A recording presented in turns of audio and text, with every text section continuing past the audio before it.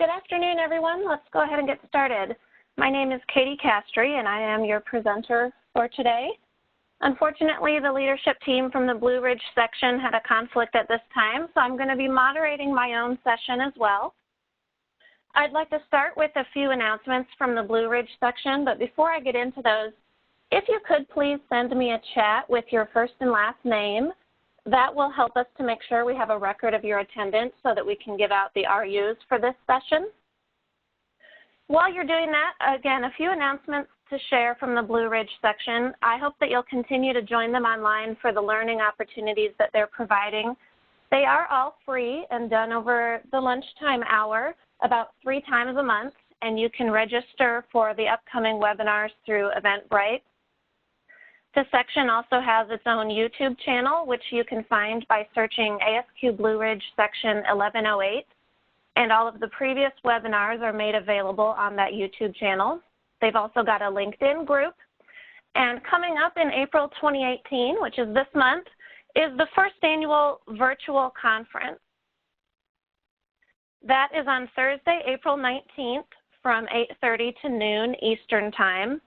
And the theme is Aspire to Inspire, Influence, and Engage Others by Improving Your Personal Skills Toolbox.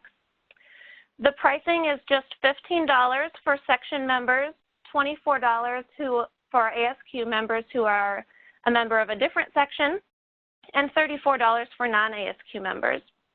They do have 2 keynote speakers, which are probably names you're familiar with, Eric Haler and Stephen Hacker. In addition to the 2 keynote speakers, they also have a few presenters, which you see here. Stacy Carr will be presenting Small Talk, Big Impact, the Importance of Social Engagement at Work. Sherry Bender will be presenting Situational Assertiveness, Know Your No. And Laura Jensen will be presenting Retrospectives, a Soft Skills Toolkit for Continuous Improvement. This is just a screenshot showing the increase in participation for these webinars. I think it's a great opportunity for some additional education, and when it's free and offered conveniently over the lunch hour, it's a win-win. Not surprising that they have seen a lot of interest in the webinars. And here's just a list of the upcoming lunchtime webinars. The next one is Wednesday, April 18th. That will be The Work of Quality Leaders by Susan Schall. After her presentation, the next one is April 24th by Vanessa McCormick. That will be Risk-Based Thinking, Being Proactive versus Reactive. And lastly, on May 3rd is How to Handle Large Amounts of Data by Greg Carl. So next I'll move into our presentation for today. Hopefully you have read the overview of the topic and are familiar with what we'll be reviewing together today. Just a quick introduction of myself. Again, Katie Castree. My educational background is that I have a bachelor's in community health from the University of Illinois and a master's in health administration from St. Louis University. I'm an ASQ certified black belt, and I'm also certified through AHRQ as a Team Steps Master Trainer. For the past few years, I've been working in performance improvement in the healthcare industry, previously at a healthcare system in Illinois for about 4 years, and I'm now at a company called Acumen, which is a healthcare transformation company that partners with hospitals and healthcare systems to focus on their laboratories and to try to improve quality, reduce costs, and enhance patient care. I'm an Operations Excellence Manager at Acumen, and it's my 2nd year with the company.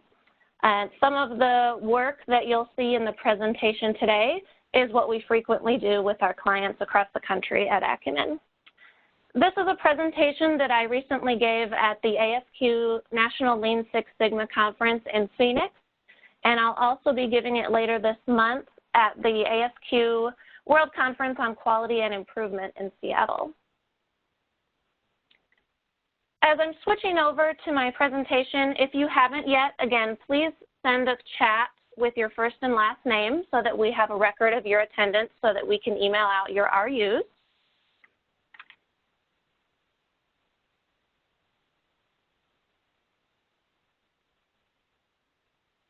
And now to get into the presentation. Again, this session is on Lean Six Sigma and Healthcare Labs, Unclaimed Opportunities. The learning outcomes that we'll be reviewing today, first of all, I'll talk a little bit about the multitude of challenges that are facing organizations in not only the healthcare industry, but really in all industries today. And we're going to take just a minute to consider what opportunities for quality improvement and excellence may exist within either your organization or your industry and how you can begin to tap into those. Secondly, we'll also consider what phase of your organization needs to have rigorous processes in place to avoid defects and delays, or to at least avoid allowing them to travel further downstream to impact customers. And then lastly, I'll be sharing an example of something called Phlebotomy Swarm, and we'll take some of the lessons learned from applying that project to the healthcare laboratory, and then hopefully take some of those tools, methodologies, and techniques so that you as a quality practitioner can apply those to other projects you may be working on currently or will be working on, and also to the challenges that you face as part of your organization and your industry. I want to start out with a little bit of background information. I've included the reference for a couple of these facts. There's a white paper called Why Lab, Why Now? The Unclaimed Opportunity for Better Patient Care. And although I didn't include a link to it, you could easily find this white paper just by Googling the name. But it talks a little bit about how healthcare systems across the country are discovering that their lab can really be one of the most vital strategic assets for the healthcare system. There's a statistic given in this white paper that about 70 to 80% of patient records are made up of lab results, and a similar percentage of medical decisions are based on those lab results.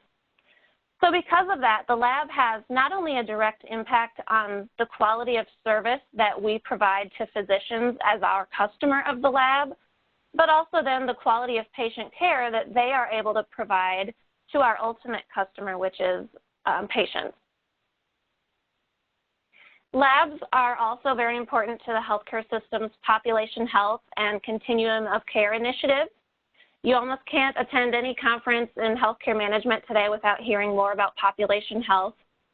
In addition to that, at peak performance, the lab can also be a new business generator for the hospital or the system, as well as an extension of the healthcare system's brand.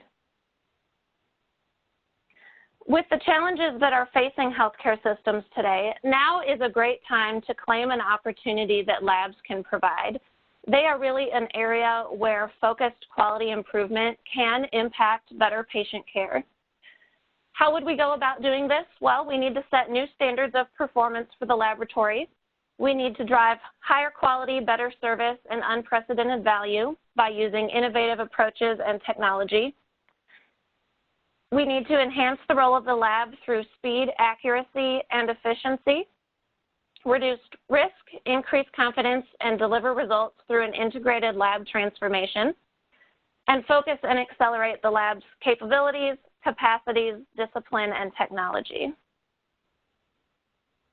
A few of the potential results of focusing your quality improvement efforts on the laboratory are decreased lab cost per test, decreased labor cost per test, which is a very important part of the total lab cost, a decrease in overtime costs, decrease in patient redraw rates, decrease in supply chain costs per test, as well as reference lab spend, which is another component of the total supply chain cost, decrease in turnaround time and an increase in same-day testing, increased annual outreach revenue growth, and increased physician use of the internal lab. Most importantly, when seeing an improvement in each of these results, it's important that we focus on crafting it to last. We need to create a legacy of lab excellence that's actually sustainable through the skills and capabilities that we bring to the lab and its coworkers. Hopefully that brief introduction has given a good answer to the question, why lab? I now want to focus a little bit on the question, why now? And I've referenced another source here, a webinar that was given earlier this year, focused on the PAMA reimbursement cuts which are coming up for the lab, but really it gave a greater overview of healthcare in general.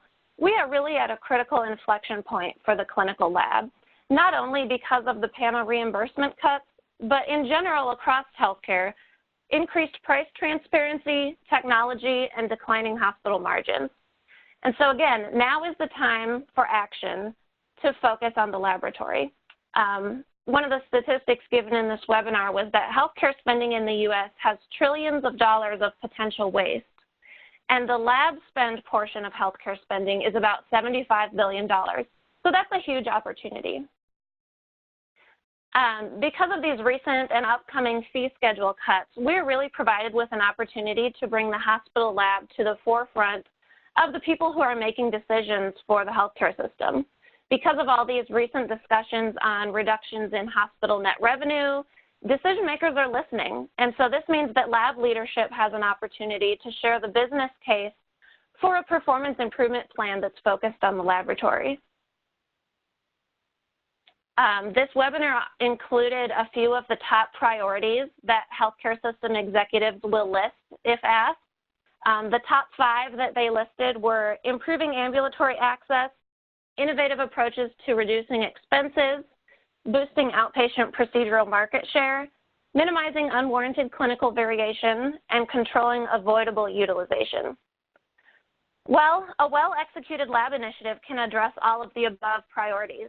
And so because of this, healthcare system executives are willing to listen to why the laboratory should be an area of focus. So pause for just a minute and think about how this might apply to your own organization or your industry, whether you're inside or outside of healthcare.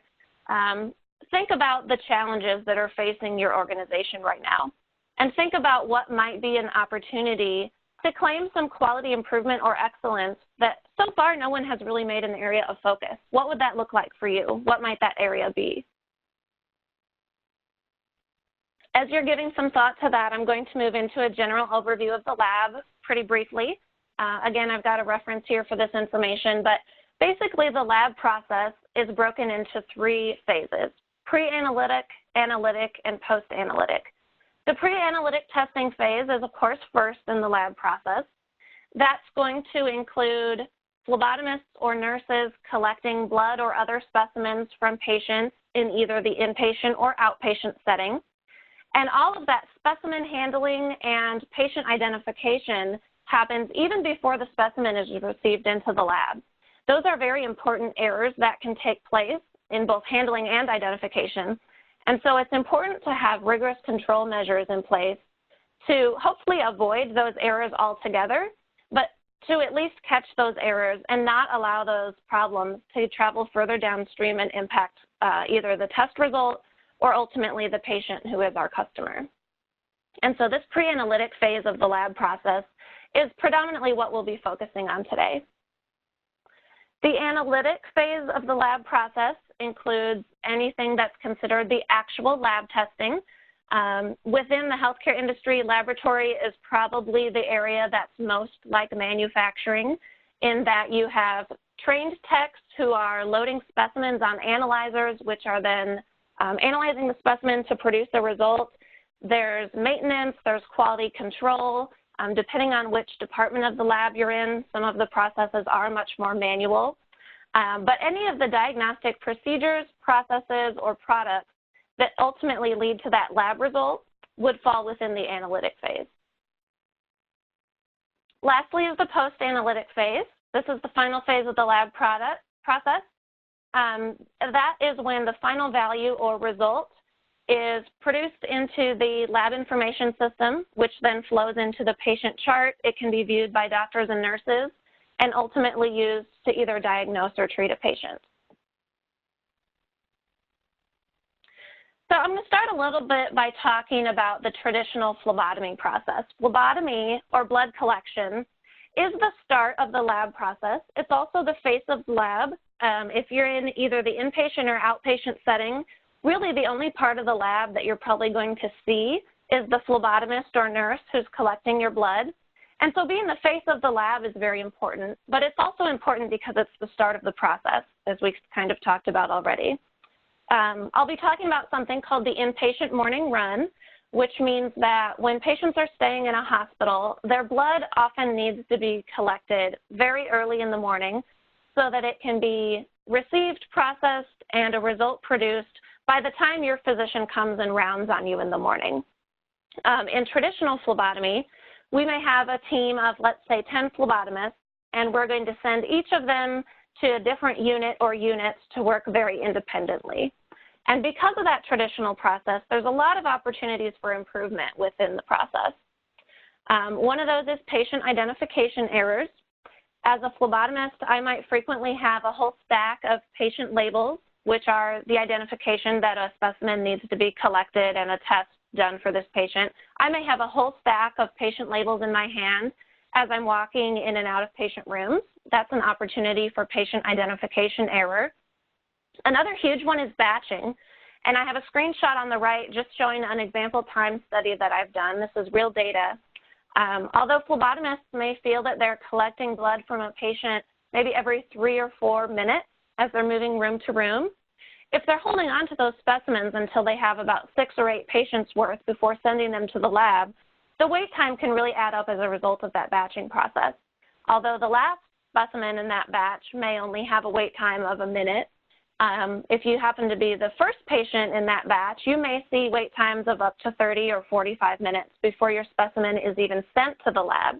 Depending on the test that was ordered, it could have been received, processed, and a result produced in that amount of time, and yet it's sitting there on your phlebotomy tray or phlebotomy cart without being sent to the lab. That batching contributes to lengthy turnaround time, but it also causes an uneven flow of specimens to the lab.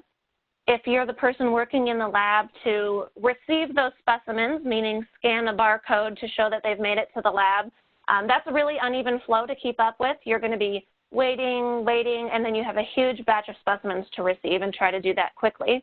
So that leads to an unbalanced workload for the person in receiving.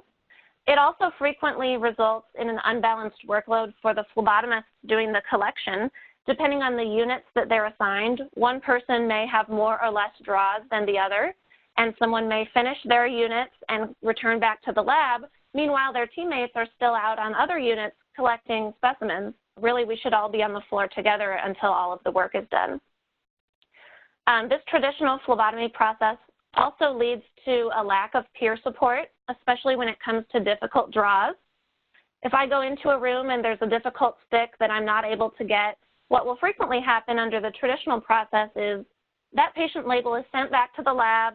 It may sit on a counter for up to an hour, and then someone else is going to take that label, go back to the room, wake the patient up again, and try to draw that specimen. And they can probably get it just by the nature of difficult draws. But there's a lot of wait time there, and you're waking the patient up a second time, and you're really not there supporting your peers in the phlebotomy team under that process. One of the biggest disadvantages of this inpatient morning run is that it does result in low patient satisfaction.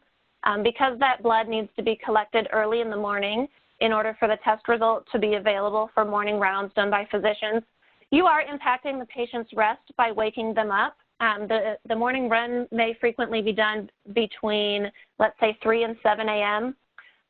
So you are impacting patients' rest, which we know impacts their healing process. And then lastly, another opportunity for improvement within this process would be low productivity. Just by human nature, if a phlebotomist is out walking room to room and unit to unit by himself or herself, there's really no incentive to hurry. And so we tend to see low productivity among phlebotomists when they're working solo. So before I move on with our focus on phlebotomy, again, I want to take just a moment to see how these ideas might apply to your organization. Again, whether you're inside or outside healthcare, think about what processes you need to have in place to avoid letting defects or delays travel further downstream and impact your customer. For us in the lab, patients are obviously our customer. Physicians and nurses are another customer of the lab.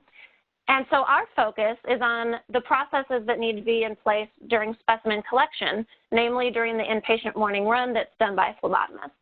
But think for your organization, what would that process look like? Where is it that you need to have the most rigor in place to prevent defects? Let me then contrast that traditional phlebotomy process with something else which is called phlebotomy swarm. This isn't anything that was created by the company that I work for. This is something that hospitals across the country are implementing. It's either called phlebotomy swarm or sweep. It is a team approach to that inpatient morning run.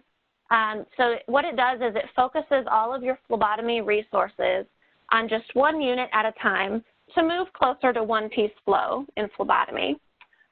If you're a quality improvement professional, you're probably very familiar with the concept of one-piece flow, which is frequently used in Lean Six Sigma.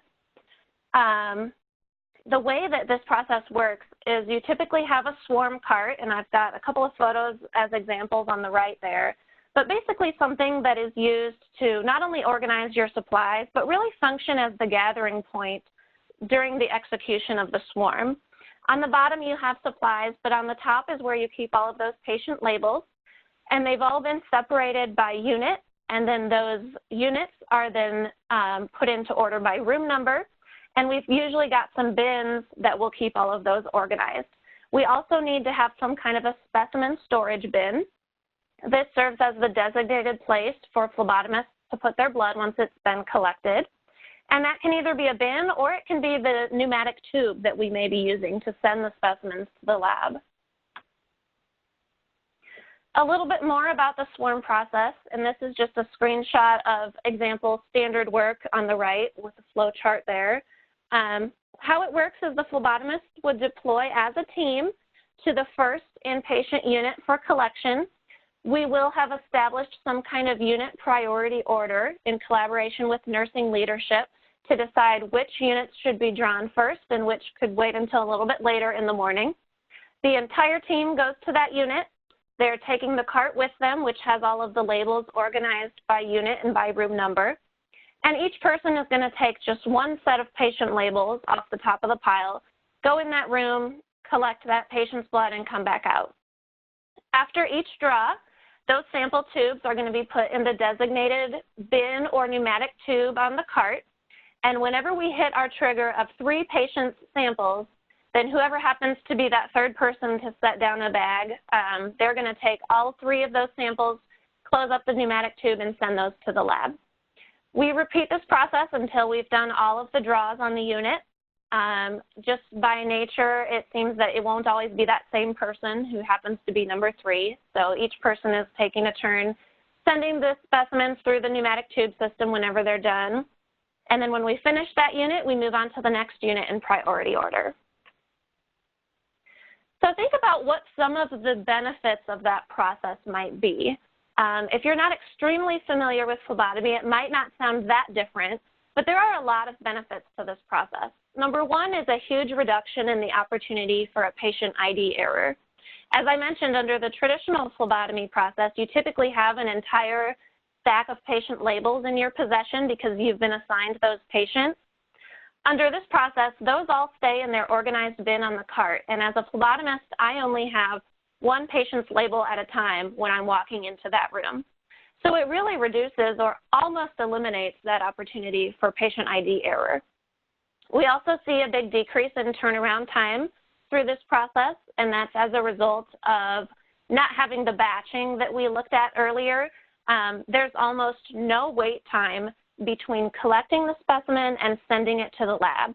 Because all 3 of us are in the room at the same time drawing a patient, we all 3 come out about the same time, those specimens are immediately sent to the lab for testing. We also tend to see an increase in phlebotomist productivity as a result of this process. Just by human nature, I think people tend to move a little bit quicker when they're there as a team. They're kind of keeping each other energized to finish up the runs. And there's no view of my work versus your work. It's not that I'm going to take my time on my units, and then if I get done, you may still be on the floor collecting your units. There's no my and your. There's just one pile. We're all working on it together, and we're all going to be on the floor until it's done. So there tends to be a little bit more hustle in the team, a little bit more of a teamwork attitude, and that results in an increase in productivity. There was also a lot of process waste that we have removed through streamlining this process. Better coordination of resources. Similarly, we're all going to be on the floor until the work is done, so that's a balanced workload across the team rather than thinking of it as my workload and your workload. And although it takes some getting used to when we implement this process, phlebotomist satisfaction does tend to be higher. They like the teamwork aspect of it. They like having their peer support. And really this helps with hard sticks or difficult draws too. We don't have that process I mentioned earlier where we may send a label back to the lab, someone else comes up later, wakes the patient up again to get that difficult draw. My teammate is right outside the hallway in another room. So if there's a hard stick that I can't collect, I've got someone right there who can come in while the patient is still awake, and they can probably get that difficult draw.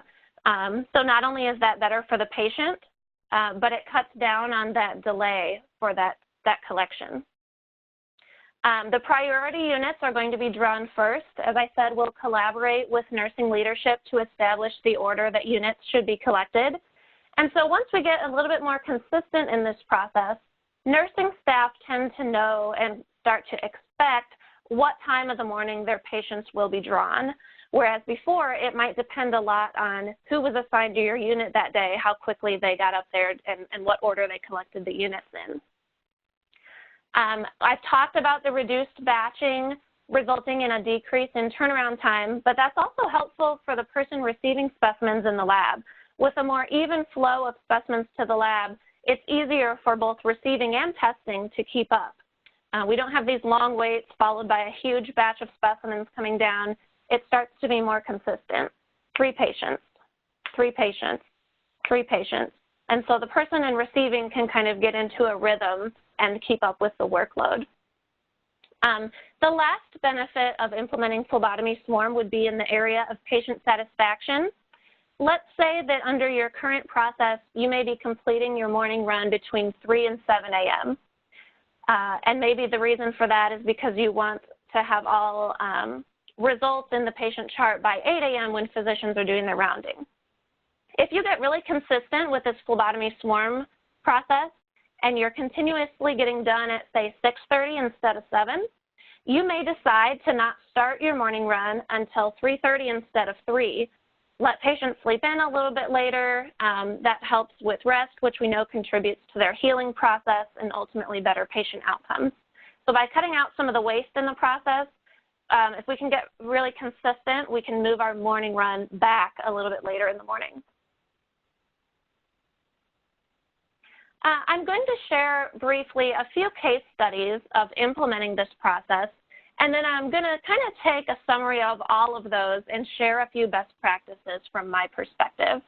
My company has worked with multiple hospitals across the country to implement this process, but for these particular examples, we did implement this at 8 hospitals over the past couple years, which are part of a larger 4-state healthcare system in the Midwest. And so I've picked results from just 4 of those 8 implementations to share quickly as a few case studies. You'll notice from the blinded hospital descriptions there that this works with small hospitals of maybe just 200 beds. This works with large hospitals that may have almost 900 beds. It really doesn't matter the size of your team or your hospital, this process can help. This is just a standard template that we use to summarize a process improvement effort. So I'll just share a few of these. This is Hospital A, the first place that we implemented phlebotomy swarm within this system. Larger hospital, almost 800 beds. And you can see from the top left there that in their baseline, only 40% of their specimens had a collect to receive time within 15 minutes. 15 minutes is a benchmark goal that we use for collect to receive time. We also looked at phlebotomist productivity in this project. In the baseline, they were averaging 4.2 draws per person per hour. On the right, you can see a summary of implementing the process. I won't go through that portion of it, but what I want to focus on is the results. We saw an over 20% improvement in the percentage of specimens that were received within 15 minutes. And we saw an over 50% improvement in productivity, going from 4.2 average draws per person per hour to 6.5. These results were from the 2-month mark, but generally we monitor a process like this for more than 2 months. A second example is from another fairly large hospital, again in the 800-bed range. Their baseline was somewhat similar. Average collect-to-receive time was 28 minutes, and just 45% of specimens were received within 15 minutes. When we implemented Swarm here, that percentage increased from that baseline of 45% up to 65%, so a 20% improvement. And then they also implemented something called Rover, which is a handheld barcode scanner and printer we'll talk a little bit more about. A couple months later, they implemented Rover, and they saw that percentage increase further to 75% received within 15 minutes. So cumulatively, that's a 30% improvement over baseline. Next are a couple examples from smaller hospitals, more in the 200-bed range.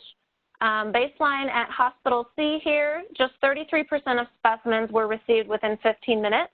They saw that number increase to 67%.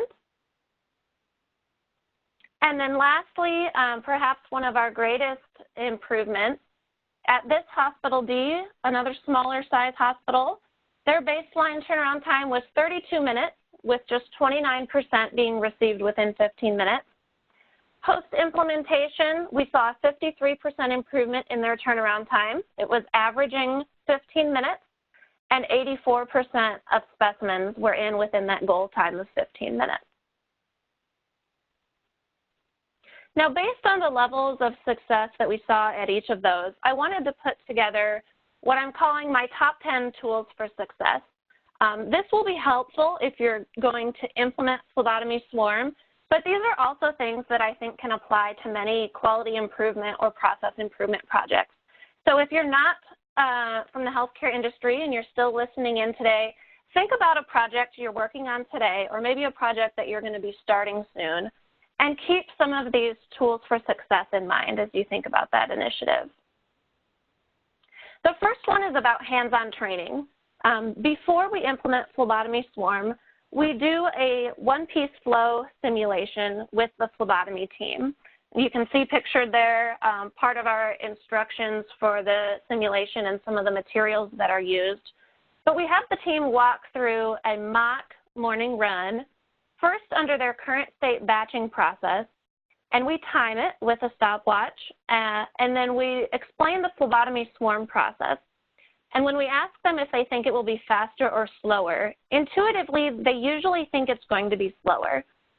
We have to travel as a team. We can only take one patient label at a time.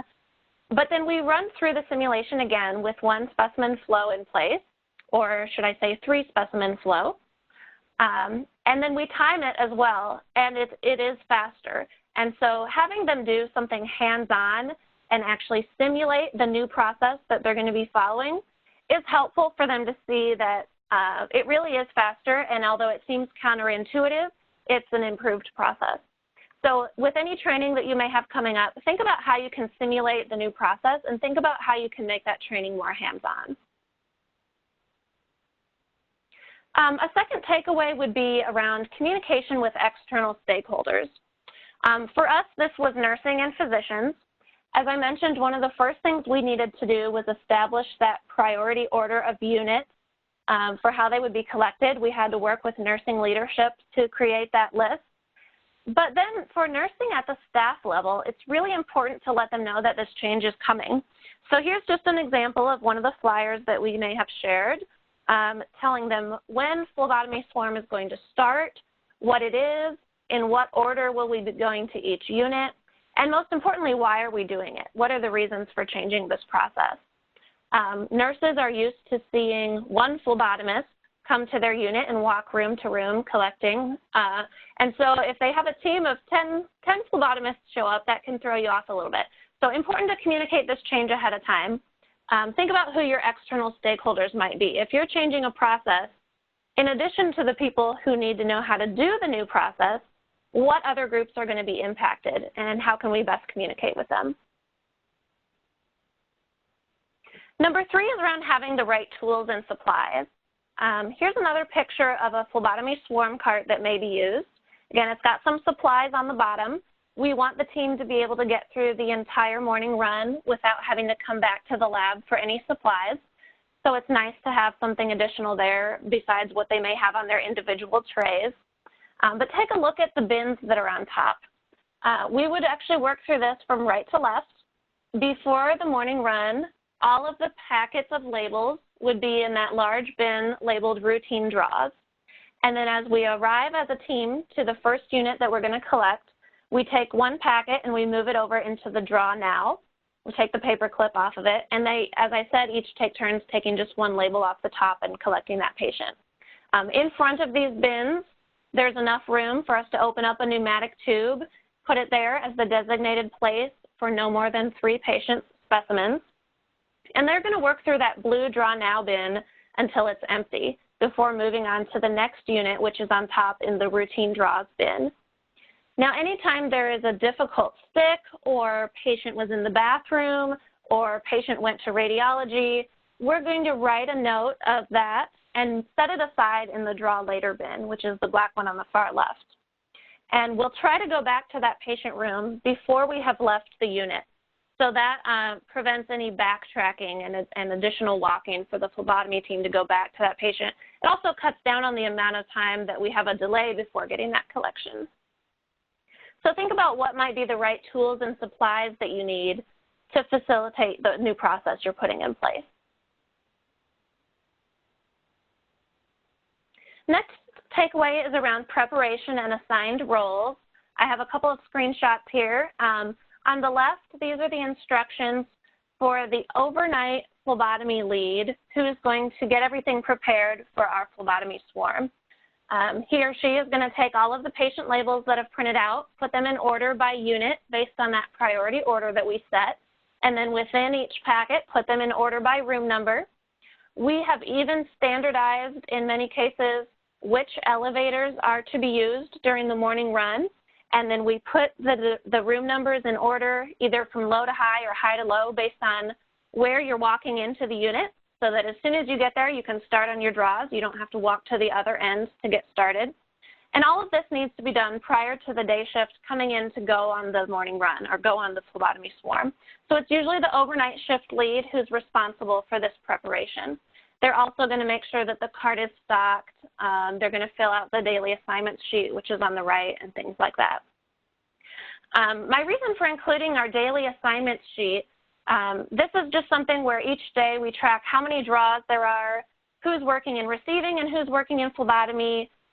Rehab hospital is in a separate building, so that wouldn't be done by the swarm. That would be done by someone else. But we want to have some assigned roles here. It's helpful in phlebotomy swarm to have a lead, someone who is the designated person who, if there are any questions in the lab, that's who you call. You don't play phone tag with the whole rest of the team. If any problems come up during the swarm or any labels get out of order, it's the responsibility of the lead to figure out how to get that resolved. It's also helpful to have an assigned role for the person who's going to go get any stat collections. If the team is together on one unit working through the morning run and we get a stat somewhere else, someone's got to leave the group, go collect that stat, and then come back to the team, jump right back in with the swarm and help them continue to work through the pile. But it's helpful to have someone designated for that role, and sometimes even a backup stat in case you get a couple at the same time, depending on the size of the hospital. Helpful to have someone assigned in that role so that there's no question of, are you going to go get it? Am I going to go get it? Oh, I went and got the last one. There's no argument. We've got assigned roles, and it rotates through everyone. And so you know when it's your job to go and get that stat. Depending on how many timed collections you have, it may also be helpful to have someone in an assigned role for the timed draws. Again, let's say you're doing your morning run from 3 to 7. You may have collections that are scheduled to be done at 5 o'clock, at 6 o'clock. So if you don't happen to be in that unit when the time comes, somebody, again, has to leave the swarm, go take care of that timed collection, and come back to the group. It can be helpful to have someone assigned for that role as well. So in your new process, think about what different roles may be needed and how can you best assign those ahead of time so that there's no confusion or wasted time about whose job it is when the time comes to go and take care of that task. Number 5 takeaway is standard work, which I think I've already mentioned. This is a template that we use to develop standard work. This is for one of the lab support services teams that we worked with to implement phlebotomy swarm. It's helpful to include on this document what the expected outcome is, keep track of a date and version number, and identify which staff members this standard work pertains to. I also like to include a quick description of what standard work is, because not all staff may have gone through any kind of lean training and may be familiar with the term standard work. So what I've included on here says, standard work reduces process variation through having one way of performing a task, and reducing process variation leads to more consistent outcomes. Optimizing that one way of performing a task through process improvement leads also to better workflow, reduced turnaround time, and reduced errors. This standard work document will represent the one optimized process for completing the inpatient morning run. You can see the different columns that I've included on here. Each step is in sequential order. There's a section for the overnight shift to prepare for the swarm, and then for the phlebotomy team to execute the swarm. For each task, I have a column that says key points where you can include a little bit more detail. And then perhaps most importantly is that last column, reason why. Why is it that we're asking you to do it this way? Not only what is it that you need to do, but why. So when we say something like send specimens down to the lab every 3 patients, why are we asking you to do that? Well, you can see in the reason why column, consistent small batches of 3 or less patients reduce the wait time for drawn specimens while allowing receiving and testing to keep up with the workload. Once people understand that's the reason behind it, it makes a little bit more sense. In other templates for standard work, you may also see a column that says duration, where we list how many minutes this task is expected to take, this step of the process. Didn't find that that was relevant for the phlebotomy swarm, but that's another great thing to include if that's helpful information. This written format of standard work is a great start, but I also like to include something that's a little bit more visual. We saw a screenshot of this earlier. This is a flow chart for the phlebotomy swarm process. Again, both overnight shift getting prepared and then the swarm team who's executing the morning run. The labels print out. We're going to sort those by unit and by room number and pull out the timed draws, complete the daily assignment sheet, and prepare the swarm cart and supplies. That's the overnight shift. Then for the phlebotomy swarm team, travel to the first unit in priority order, open the first label packet and put it in the draw now bin. We're going to go get an empty pneumatic tube, open it up and put it on the cart. Take just one patient label from the top of the draw now bin, draw that patient, and then put the specimens into that pneumatic tube. If you're the third specimen, you're going to close that tube up and send it down to the lab. If you're not, you're just going to take the next label and continue the process. And we're going to do that until the unit is complete, and then we're going to move on and do each unit until the entire swarm is complete before we return back to the lab. So just something that's a little bit more visual and easier to read than this previous page, which I showed, which has a little bit more detail. Our next takeaway would be, what information do people need, and what is the very simplest way we can get it to them? So I'm showing a couple tools that I've used in Phlebotomy Swarm. On the right is what I just call our cheat sheet. This is the unit priority order that we've established with nursing leadership. And during that first implementation week of the swarm, although people are used to working solo, once we move them to the team process, for some reason, if they happen to be the last person finishing up a draw on a unit and they come out and the team is gone and the cart is gone, for some reason they panic a little bit. So it's helpful to have this cheat sheet so that they know where to go next. Under the swarm process, you don't have to wait for the entire team to be ready to move on before you go to the next unit. That would be wait time, which is a waste. So we all have this list. We all know where we're going next. And if I'm the last one in a room finishing up a draw, I just come out, I notice that my team is gone, the cart is gone. I'm going to send my specimen to the lab, and then I can look at this cheat sheet. I know, oh, we just finished oncology on 5. Next, we're going to women's health on 2. I'm going to go there, and what do you know? There's my team, and there's the cart, and I jump right back into the process. So So this was one thing that was helpful for people to have. Once you get beyond implementation week, a lot of times they have this list memorized. But we found that it was helpful to include not only the unit, but what floor is it on, especially for a large hospital. And then are we going through those room numbers from low to high or high to low so that they know where to look for the team. Another tool that was helpful was what I call the red slip, very technical name. It's helpful for the folks in the lab who are doing receiving to know where the swarm is. If a question comes up on whether they've gotten to a certain patient yet, or maybe you have people on staggered shift start times, and so you've got a new teammate coming in, you need to know where to send them to meet the swarm. It's just better communication for the lab to know where the swarm is. Well, that was resulting in a lot of back and forth phone calls, which is not ideal. And so we created very simply this little red slip that says where the swarm cart is heading next. And we put this at the back of the last label from the previous unit. So if you are the last person drawing on our first floor, GW, when you go to send that last specimen to the lab, you include this red slip that says the swarm cart, and therefore the swarm team, is heading to our next unit, which is ortho on 5. So it's a very simple way for the lab to know where the swarm is, but very effective.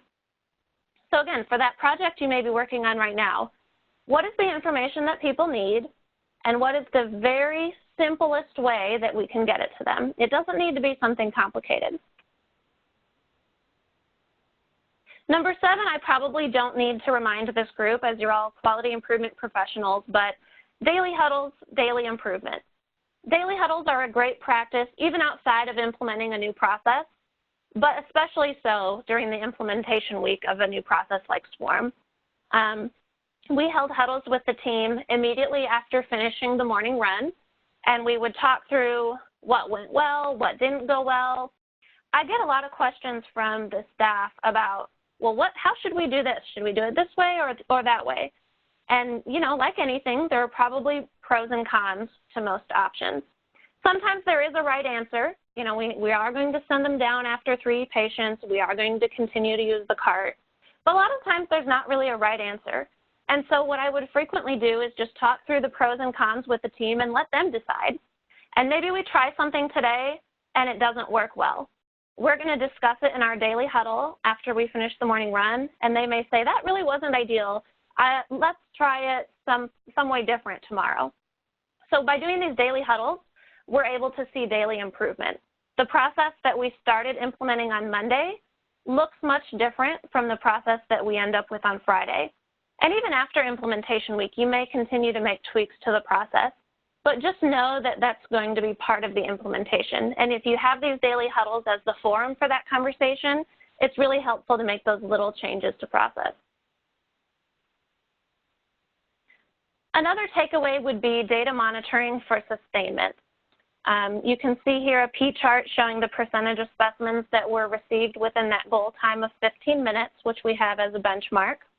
And one thing that I love about Phlebotomy Swarm is that you can immediately see the benefit of it on day 1 of implementation.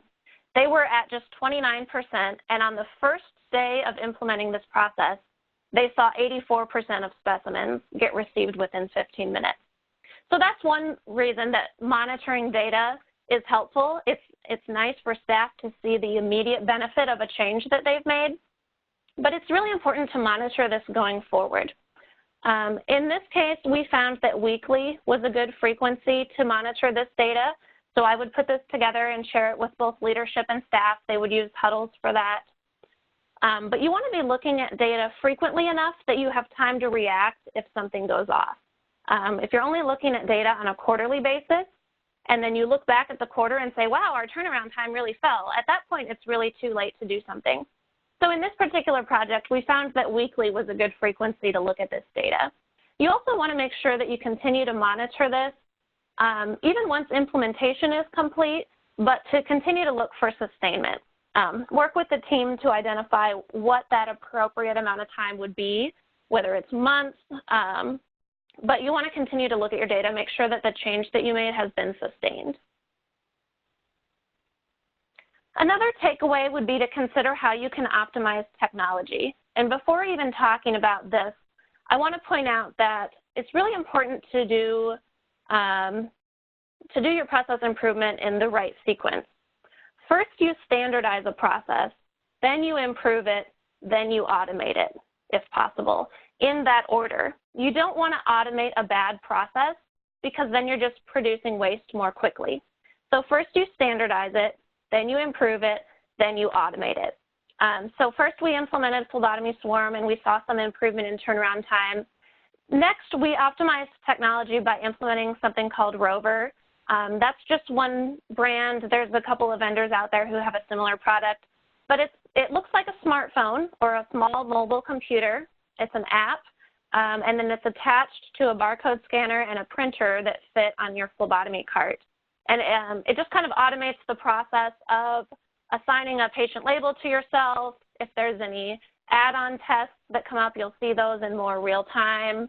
I won't go into the product too much, but my point here is after you've improved the process with use of your people and your procedures, there may be a way to optimize technology through another implementation.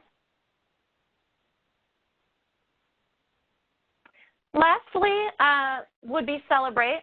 I really like to share nursing feedback through implementing this process. When I'm up on the floors with the phlebotomy team during the morning run, yes, I go in on those early hours, I have a lot of opportunity to talk with nursing while the phlebotomists are in the rooms drawing specimens. So not only do I like to ask whether they've received the communication about this change that we're making and do they understand it, but I like to ask them for feedback and then take that and share it with the phlebotomy team during our daily huddles. Another way to reward success, people usually like food. Pictured there are some cupcakes that I made that are supposed to look like beehives since it's the Phlebotomy Swarm. But whatever it is that your team likes, find out what they want and do some kind of a celebration after an implementation because people will be much more motivated to continue trying to follow and continue to improve a new process when they have been rewarded for their success so far. So again, before we close, I know we've got just about 8 minutes left. Want to take another moment for you to apply this to your own area. Although this particular project took place during the healthcare, in a healthcare lab team, hopefully some of those lessons learned are something that you can apply either in your industry or even if you're within healthcare but looking at a different process, what can you apply from those examples? Consider different ways to apply those tools and methodologies and techniques. Think about some of the challenges that we faced through this implementation. How did we overcome those barriers and see results? So think about what that might look like for your organization or your new process improvement initiative.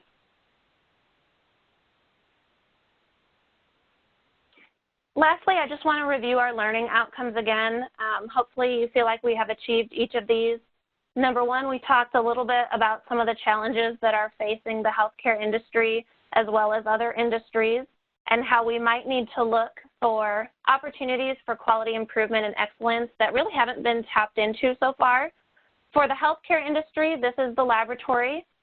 Because of PAMA and other recent and upcoming changes, decision makers are listening, and it's a great opportunity to focus your quality and process improvement efforts on the laboratory.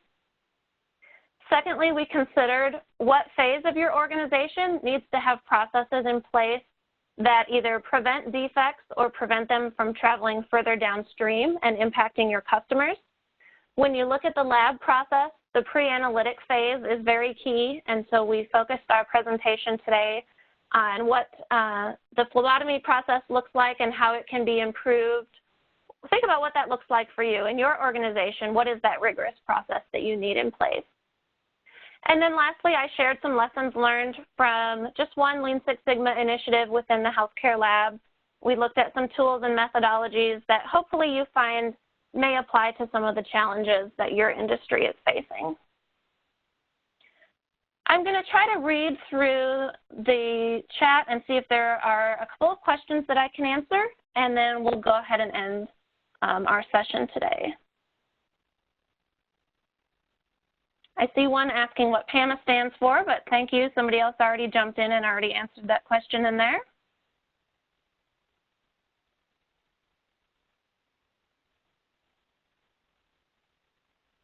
what is the estimated annual cost savings from the improved turnaround time? That's a great question because I know with many process improvement initiatives, we like to try to tie an amount of cost savings to it. It's a little bit tricky because it ties to not only turnaround time, but also productivity.